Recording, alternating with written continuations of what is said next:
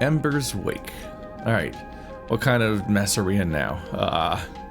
Ember's Wake contract, 3 cycles. Sealing the leaks, 8 cycles. Somehow Bliss swung a tanker contract, but the catch is that the work needs to be turned around fast. Too fast. That's what you think. Sealing the leaks. The tanker's crew have detected a set of leaks, and they need to isolate and seal them as soon as possible. That's where you come in.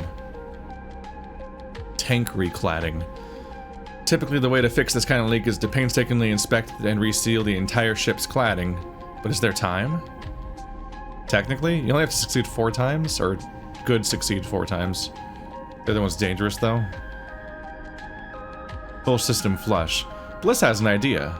A full system flush with tracer fluid to reveal the leaks, which means an emergency venting of all tanks. Brilliant. Dangerous.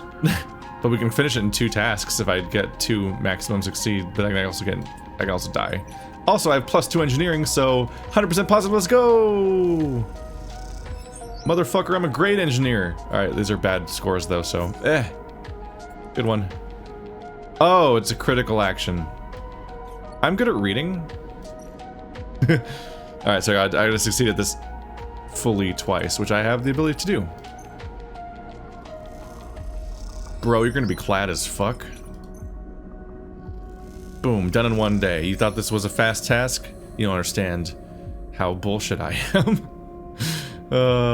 My character's overpowered in a way that feels counter to the messaging of whatever the game's going for, honestly. Alright. As you both wait in the airlock for it to cycle back to the bay, Bliss thumps you on the arm. Nicely done, Sleeper. We cleared that contract no problem. She stretches. Once we are back in the bay, we can check if the payment has come through and divide it up. She stretches. Feels good. The airlock clunks and the lights flicker, and a moment later you're back in the bay, where Moritz is at the racks, trying to figure out where the mess of tools Bliss left in her wake should be hung. Hey, Moritz? Moritz looks over his shoulder. Sleeper. He spins a wrench in his hand. Looked like clean work out there. He nods respectfully. You look over at Bliss, who is already gliding over her management console. She twirls a little as she crosses the cavernous bay. No one you've ever met moves as well in 0G as she does. It's like she was born to do it. Or born into it. Shit! Bliss slams a fist in the console. Shit, shit, shit! What's up? I can't even... Bliss closes her eyes. Come here. Bliss calls you over. Look at this. Just look. She spins the terminal screen and look, and you see the details for the bay's account. You see an entry for the Ember's Wake, a repair fee paid in full the moment you finish the job, but then directly after, the whole amount was transferred back out into an unknown account.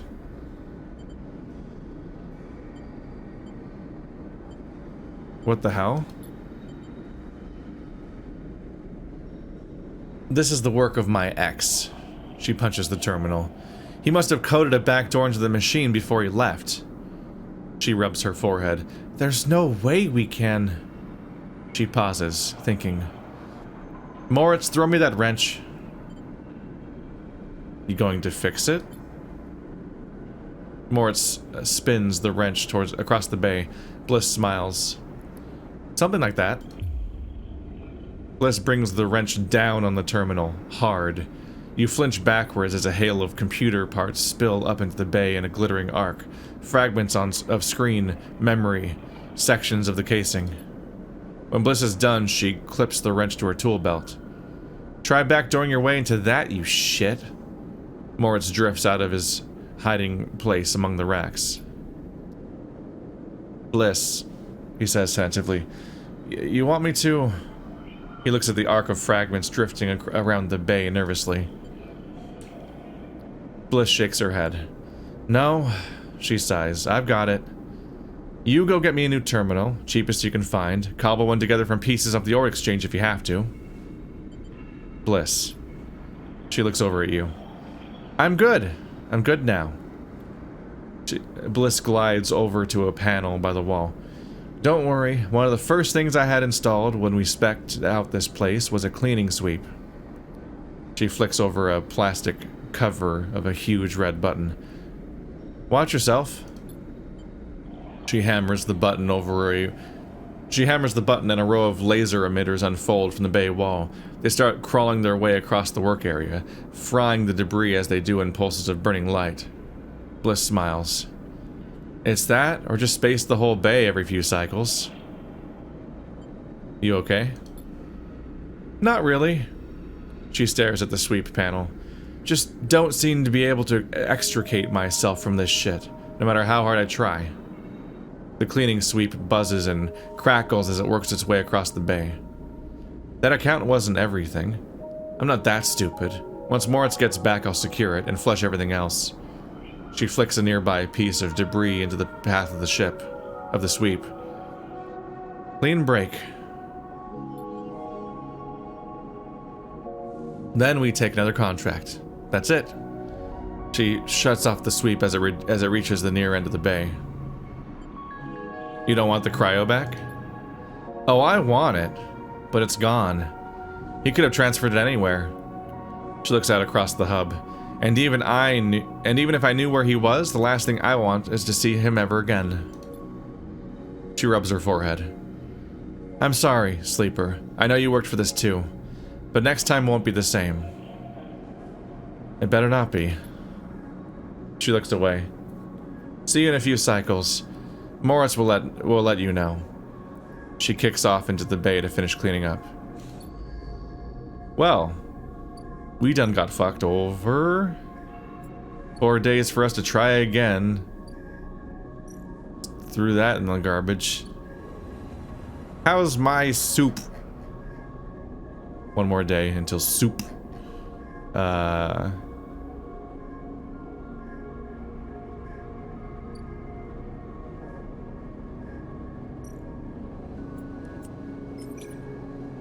Let's just get some energy, since my rolls are bad. There we go. Then I'll try to turn that into money. I don't think this will take me back down to 0 if it goes badly. I am an enjoyed person. Give me money, please. Ba-da-da-da, I got money and energy. Look at us go. Wow. Okay.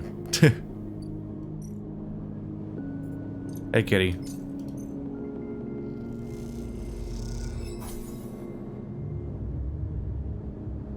Da-da-da-da.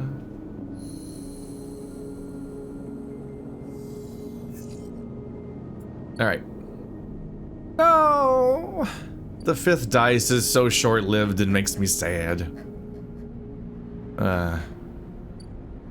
Havenage offices, this isn't like a goal, right? Nah. Just a place where I can sell some Yatagun. I'd rather sell them to Caster though, but I don't know if I'll hack enough to get that much again. Emphas is preparing the Matsutake caps. He cleans them carefully with a damp cloth before shaving the stalks as if he was sharpening a pencil. His knife slides through them, revealing the bright white of the flesh within. These are good, Sleeper. Very good, he says without looking up. I bartered with Minji for some kelp, too, so we can brew with the dashi. You know Minji? Emphas looks up from cutting with a smile. Everyone knows Minji. Emphas slides the sliced matsutake mushrooms to one side and takes out a closed pan. He opens the lid and you see the green wafer of kelp sitting in a bath of water. Been soaking it since last cycle. Should be good to warm now. He places the pan over the burner and turns it on low. We have some time now. He wipes his hands clean and throws the cloth over his shoulder. However, there is one difference this cycle. He smiles. You have been the one providing the ingredients, so it is my turn to provide a story. Okay. Good. A story is important to me. He gestures for you to both sit on the folding stools beside the stall. You see these? Emphas runs a hand over his forearm, tracing the circular scars that mark them like perfect bite marks. Conway called it an anchored interface rig. A mechanical control device for piloting a heavy-duty extraction suit in low-G industrial operations. We call it a bone suit. He points to a pattern of larger circles on his shoulder. They drill in and anchor it here. Then, all the way down the arm. He taps each scar on the way. It maps mechanical movements to the suit exactly. A 1-to-1 mechanical replication. You swing your arm, a 2-ton arm swings too. You should have seen the recruitment vids. Strong people in even stronger suits, tearing through stone and scrap. Superheroes. Half my graduating year signed up, from company school to company shuttle. Conway, from birth to death. He stares off into the distance for a moment, fighting with memories. But the bone suits weren't good. The rate of failures was high, and failures meant arms torn off, anchors torn out, broken bones, bad stuff. So after a while, Conway discontinued them. No longer competitive, they said. He checks the broth, turning down the heat and adding the mushrooms. Turning down from low, apparently? So there we were, hundreds of us with surgical alterations for suits that didn't work. They sent us home, back to that company colony that spat us out, to be cleaners, drivers, and cooks. They gave us drugs for the pain and told us to make something of ourselves. When I deserted, bribing some passing spacers to take me into orbit, they were only me and a couple of others left. The rest just faded away. Arthritis, osteoporosis. They folded in on themselves like paper lanterns. That was my generation. The anchor points still ache, still burn. He touches the scars. But what burns worse is the betrayal. I've been on the eye a long time now, but that will never fade. Not that, and not the faces of my friends. Emphas reaches over and sprinkles a handful of leaves into the broth. It is ready. Thank you. Thank you for listening to me. I will not let their story die. And as long as I'm telling it, I will remain. Emphas pours the broth into a double-walled metal bowl and hands it to you. The heat radiates through your hands, and the smell drifts up, rich and sharp, like a pine forest after the rain. You drink the broth slowly, chewing the matsutake, and thinking. Emphas busies himself with cleaning the pans in the bowl, sealing the kelp back up for another day. He then quietly comes to sit with you while you finish your meal. Neither of you speak, preferring instead to let the story linger in the air a little longer. It is not that there is nothing to say, it is that sometimes, in the moments after something, speaking breaks the spell. So you both idle, eager to be in each other's company. Emphas taking longer over his cleaning, his packing, and you savoring the final dregs of broth. When you finally finish and hand him the bowl, you feel the spell break, and the story leaves you both. And as you leave, you know that both of you are somehow a little more empty and a little more full than before. Ah. Story Eater, achievement unlocked. Normal achievement. If that's the end of that. And I'm at 2 points.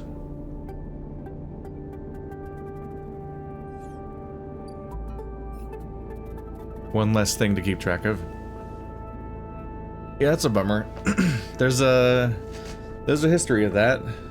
People have one life to live, and there's a distressing history of both profit-oriented behaviors and the government with its own drives behaviors that just kind of use people as disposable opportunities. And oftentimes the entire idea just kind of goes away. But the consequences don't. And then if you're the person that went through that, that's just the life you get to live now.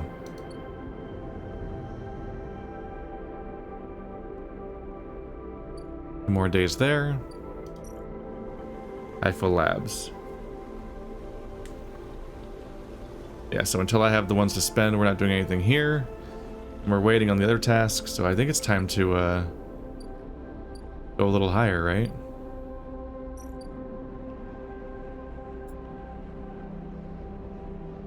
Work assignment gives me bonus energy?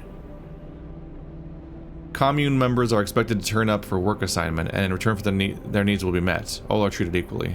Ah, because you're fed and treated well and so on. So this is a great system for everyone who isn't me, essentially. Like, everyone here, they just all work together. They do whatever they have to do. Everyone's assigned something, each according to their ability. It's like, what, fuck, what's the phrasing? I'm doing a bad job here. It's like from each according to their ability and to each according to their needs. So you do what you can, they give you a task according to what you're capable of doing, if that's even a thing you're capable of, and you are taken care of, and that's a community in its purest sense of what the goal of the idea is. And and in the modern world we have a variety of systems that contradict that kind of obvious assumption of what a community should be. Hello. Alright, so we're trying to track Ashton here. Ankita seems to think Ashton is out here, at the wild edge of the Greenway. Time to see if that's true. Searching for signals. Rather than hiking around the wilderness, you can make use of your skills, tap into the cloud, and find Ashton by his signals. Or looking for tracks. Seems like the obvious way to track someone, but in this overgrown tangle, this simple task suddenly becomes difficult. So we literally track him, or we use magic hacking powers, and I'm equally good at both, and searching for signals has less risk in every way. So, guess what I'm gonna do? Let's see, this can give me 3 out of 8, so it's still gonna take a bit. Look at me go. Come on, coin flip. Yeah, coin flips. Let's go, coin flips. Alright, oh. Well, fuck me then. Anyway, reroll. 6! I don't like wasting a 6 here, but I'm actually running out of tasks if I don't push further, and so let's do this one.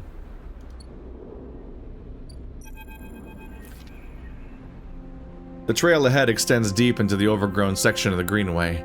At this far end of the ring, where the long, lazy curve of the Greenway becomes the shattered landscape of the waste, things are oddly quiet. Ahead stands a vast farm stack, broken from its axis by rust or force, and lying amongst the overgrown landscape like an ancient temple. It is stained with moss and algae, flows of green running out from its broken tanks like a frozen brackish tide. This is where Ashton is hiding, you're pretty sure. All your intuition points to the shadows beneath the collapsing superstructure. You roll the comm headset Ankita gave you in your palm. Let's call her. You slip the headset under your ear and it fizzes with static. After a few moments you hear Ankita. Sleeper. Have you located the target? A doubt enters your mind. Can you be sure he's here? Yes, come now. Copy. Hold tight until I get there. The static cuts out, the channel dead. Is she concerned that she hasn't heard from me for a month? You hold your position and watch the trail. Ahead, the stars wheel with the motion of the eye. And your mind wanders. You try to imagine what this place looked like before the collapse. All ordered rows of crops, corporate pleasure gardens, glowing farm stacks. Now it is a wilderness, a strange, overgrown biosphere bordered by the void of space. You smile. Despite everything, it seems like an improvement. Sleeper. Ankita's hiss brings you out of your reverie. In the collapsed stack? I think so. She gives you a look. You better be right. I have helped you, and not not helped you. So this tone... Well, there's no way I'm following that trail. If he's up there, he'll have eyes on that for sure.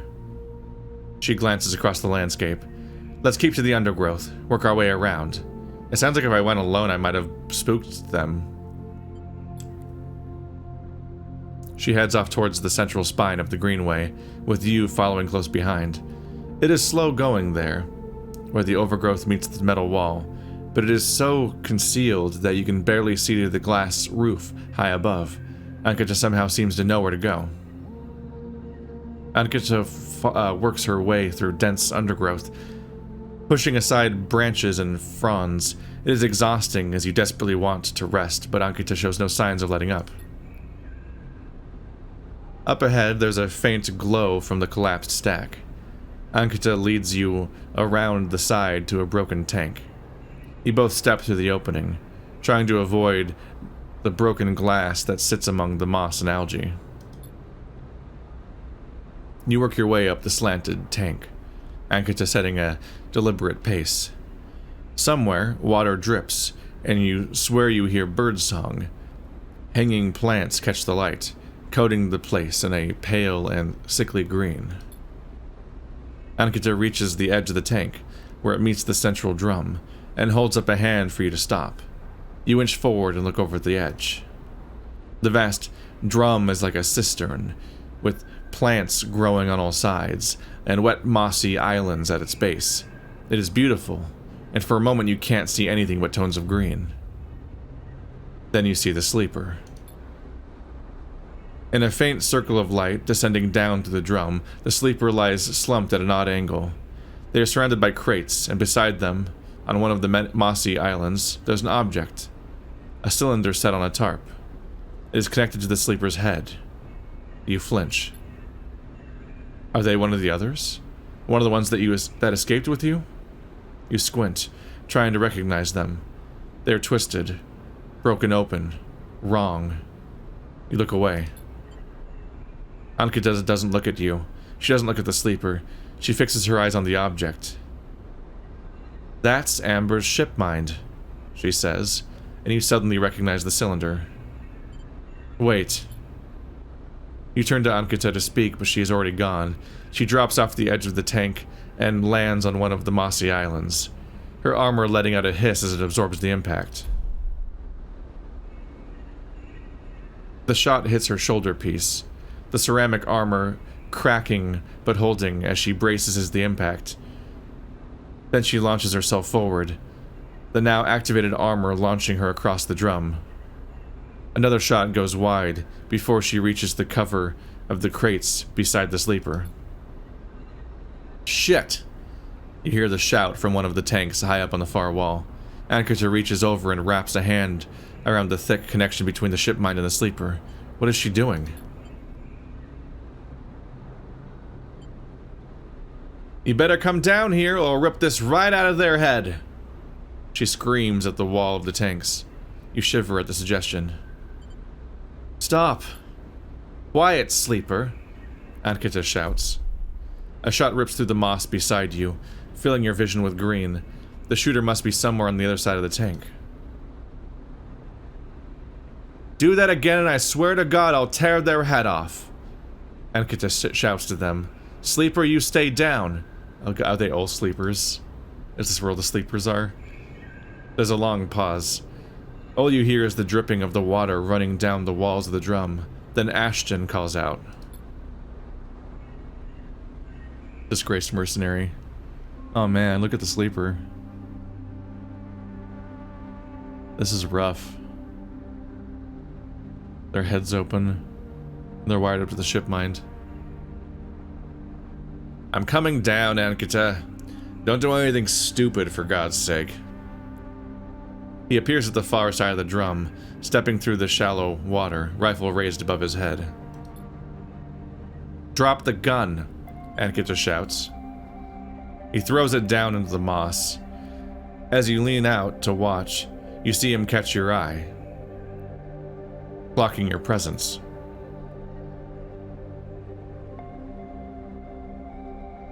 What are you up to here, Ashton, you sicko? She stands, keeping her sidearm trained on his head. You ripped my ship mind for what? Some freakish experiment? Ashton approaches with shaking hands, his eyes now fixed on the connected bundle of wires that Ankita still has hold of. Steady, Ankita. It isn't like that. I needed the ship mind, you have to understand. They would have died without it. What are you talking about? I don't give a shit why you ripped my ship mind and crippled my ship. I should put you down right now. She tightens her grip on the connection. Typical of you, Ankita. No curiosity. Ashton smiles shakily. That's why I never asked for it. For your help. You only look after yourself. He nods at you. That sleeper up there. They're just bait, right? To draw me out. Ankita sucks a breath in. Are you trying to give me more reasons to shoot you? I love them, Ankita. Ashton looks at the crumpled sleeper. I love them, and they were going to die. I knew you would never understand that. He starts closing the gap between himself and Ankita now, slowly inching forward. Don't do that, Ashton, Ankita snarls. Don't do that. Let the wires go, Ankita. Let us go. If you don't get out of my way. He inches closer. Please.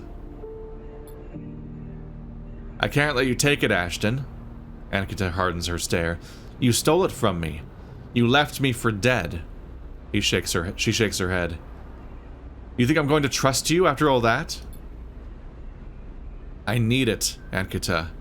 I need them to survive. Ashton's in reach of the sleeper now, of Ankita. I'm going to take them now, Ankita. He raises a hand. I'm going to take the ship mind and go. Ankita loosens her grip on the connections a little. Her hand is shaking now. Stop, Ashton. She lowers the gun a little. Stop. Seeing her drop her guard, he makes his move. A blur of movement, a struggle, a shot. Another. Another. You recoil back behind the edge as they ricochet around the inside of the drum, the sound deafening you. When you crawl back to the edge, Ashton is bleeding into the water, the red and the green. Ankita is standing at the center of the drum, the severed connection in her hand. The water drips endlessly, drip after drip after drip. You force yourself to look at the broken sleeper. There is no sign of life, of humanity. They are just another broken object among broken objects, while all around, living things grow and thrive. Ankita finally looks back at you, tears in her eyes. She begins to say something that might be sorry, but you're already gone. Well, no upsides to helping her. Just nothing about that went well. Exclusively downsides. So, definitely not a game where things go according to plan, or you get the thing that you're promised when you do anything. Where even is she?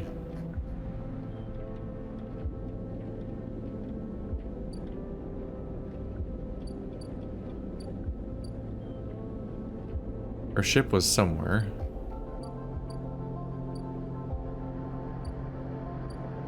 Did she go up here?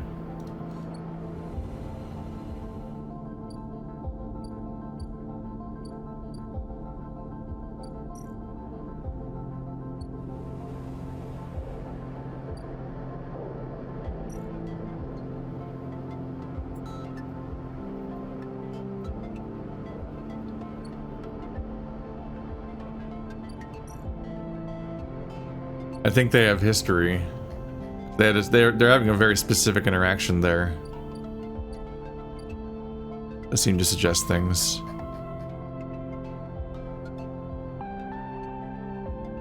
But she still pulled the trigger. Was it reflex? Because she seems to regret it.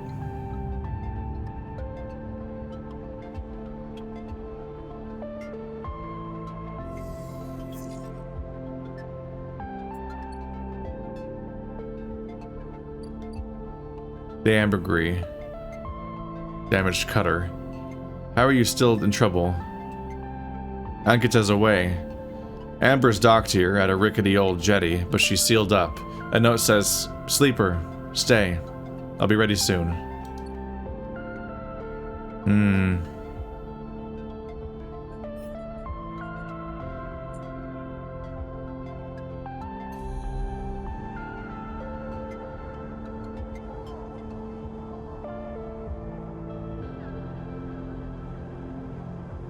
Oh, find a nurturing grow bed for the seed. I think that comes from the other objective. I think Flotilla Aid is the Flux expansion. I think it's a 3-chapter DLC that comes out for free and the first chapter's out. So those are the characters that introduced themselves when we first got across this expanse. So I'm especially holding off on that one, for continuity's sake. Might even want to hold off on it completely until the other parts come out and then come back, maybe? I don't know.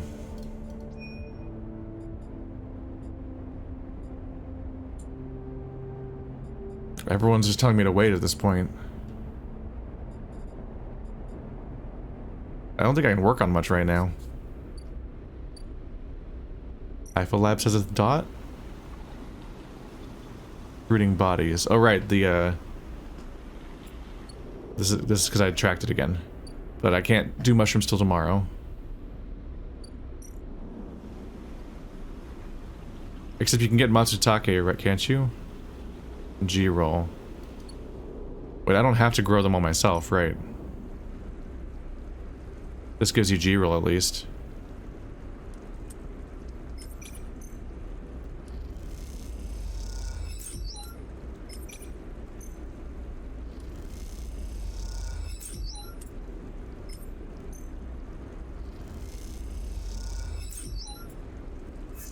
Worst roll.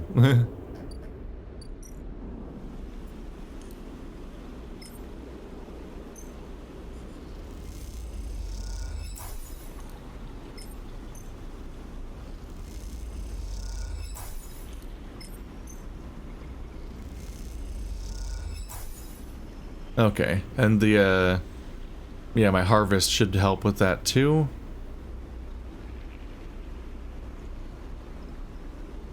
They both work. Interestingly, this one doesn't give me an intuit bonus where it tells me how good it is. It doesn't tell me which one will be more successful or whatever. There's no text above the options. In the meantime... Oh. Gather scrap. You get 1 scrap component. Out here, at the edge of the habitable parts of the eye, everything is scrap. The trick is finding components that are still usable and staying safe. Okay, so I can get scrap here if I want to, but I'm beyond the point of really needing scrap for the most part. So that's interesting.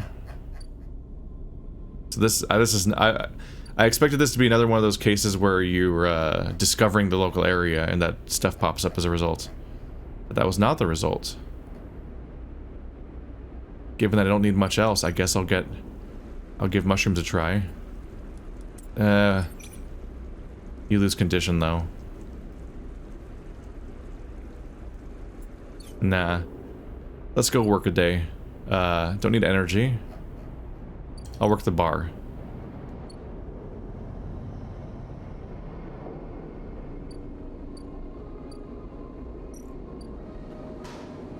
Not this one.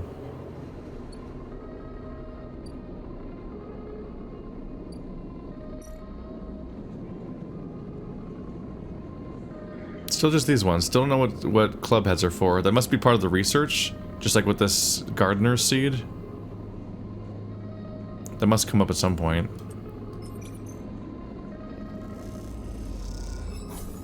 Big pay. Not that big a pay, but it's fine. It's fine. It's fine, feed the cat.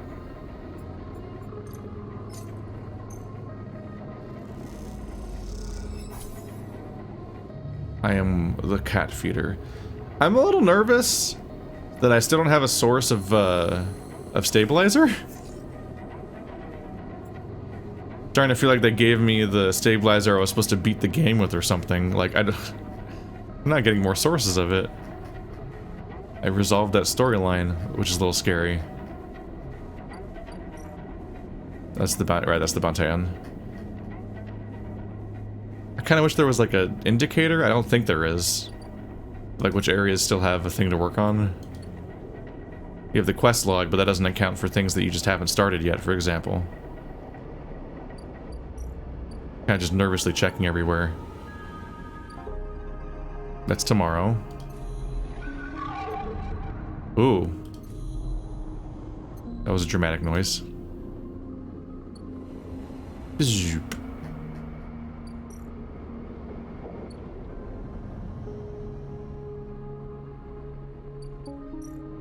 We can come back for our harvest now.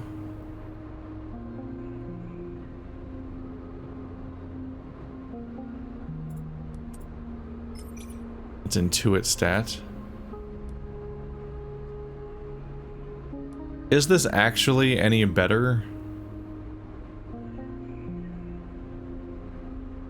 than just harvesting them to the other place? Is growing my own actually better?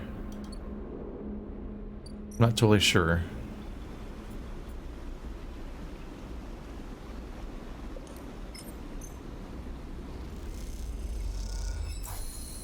Hey!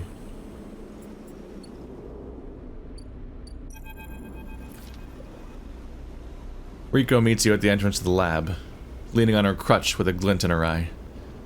Walk with me, sleeper. I'd like to tell you a story. She makes her way down the corridor that leads back up towards the main commune building. When people first crossed what we call Founder's Gap into the Greenway, they did so against the wishes of Erlin. At the time, Erlin was trying to stabilize the Union and establish control over the Eye in the wake of Solheim's collapse. It was chaos, competing factions, failing systems, so many dead and injured from the riots. That was his priority. Why? Erlin was interested in people, not plants. He was a pragmatist, and for good reason. You both cross through a glass-roofed tunnel, the greenway outside crowded with vines and branches dappling the light. Erlin had written the greenway off, cut off from the rest of the station, and linked to a broken spoke. He claimed it was only a matter of time before everything here would die. He refused to let anyone abandon their duty to the Union and cross. They were traitors to the cause, or as good as. Rico continues, making her slow but steady way into the inner gardens of the commune. There weren't many of us, but we believed what was here was worth saving. We had to keep our plans secret until we crossed, and some of us left people behind. She pauses to catch her breath, her voice cracking. It is difficult to know if from effort or emotion. What we found was a disaster, nothing like what you see here. Half the Greenway was leaking oxygen into space. The plants flash frozen. The other half was a swamp of mulch, decaying matter clogged every system. We worked hard. We lost good people. We cleaned up and closed up, but it was never going to be enough. After many, many cycles, we all knew this place was doomed, but we kept on working, talking less and less, because we couldn't face it. We all developed a death wish. If the Greenway was going to die, so would we. What changed? Everything. Rico smiles. We crossed some invisible boundary, tipped some biological scale, and the Greenway started to recover. Plants flowered, crops sprouted. For the first time, we reaped the fruits of our labor. Rico smiles, looking up at you. We thought it was us, that we managed to do just enough to end the cycle of decay. I thought we had saved the Greenway. Until today. You pass into the grow beds of the commune, rich with the hustle and bustle of Haifa members, planting and harvesting. For a while, Rico is quiet, and you both simply observe the hypnotic movements of the work crews, the eager chatter washing over you like a wave. Rico smiles to herself. I should have known, of course, that our arrogance was unfounded, that we needed to believe back then. We needed a myth to bring more people across the gap. You both move into a smaller corridor. Rico followed some direction unknown to you. Rico following some direction unknown to you. What you have shown me is that, back then, the Greenway saved us, not the other way around. Tell me, have you ever consumed one of the Matsutake or Jiro caps you've been growing?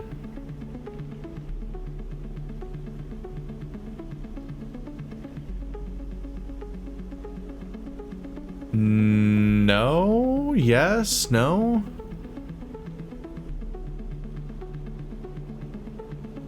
Only... I don't think so. I think I got all the... Let's say yes? I think it's yes. Maybe. I don't remember whether the ones I grew myself or not were the ones I took to get cooked. Oh yeah, we also did the distillery, so there's a combination of them, huh? No, that was spores. Yes. I imagine they were delicious, nutritious. I imagine they were delicious, nutritious, almost uniquely so. She muses. After all, they were designed for you. Rico has a mischievous look. At first I thought it was the location they were grown in that made the mushrooms... At first I thought it was the location they were grown in that made the mushrooms from the aviary, from the labs, or from the grove, different from each other. But what I have come to understand is that it is the person growing them. The Matsutake and Jiro caps you brought me are totally unique, containing compounds never usually found in similar specimens in my possession. Many of these compounds aren't even digestible for humans, but for a sleeper like you. Rico smiles as she leads you into the internal garden of the commune, where the Haifa members have planted species from all over the Greenway. Back when the tide turned, when the Greenway started to recover, we all felt something. A response. It was as if this place was not just alive, as a forest is alive, but alive in other ways. Communicative. Responsive. We shrugged it off at the time, but now I understand why. Rico stops and turns to you. This place is responding to us, adapting itself to us. It is growing fruiting bodies for you. For me. It is adapting. Changing. It is, in short, displaying all the signs of sentience. The Greenway is sentient? Perhaps not the Greenway, but the ecosystem itself or something within it. Rico sits on a bench within the peaceful gardens and gestures for you to join her. When you have been growing the G-rolls and Matsutakes in the aviary, those species so familiar to the Greenway, have you discovered any others? Yes. Rico can barely contain her excitement. I should like to see those.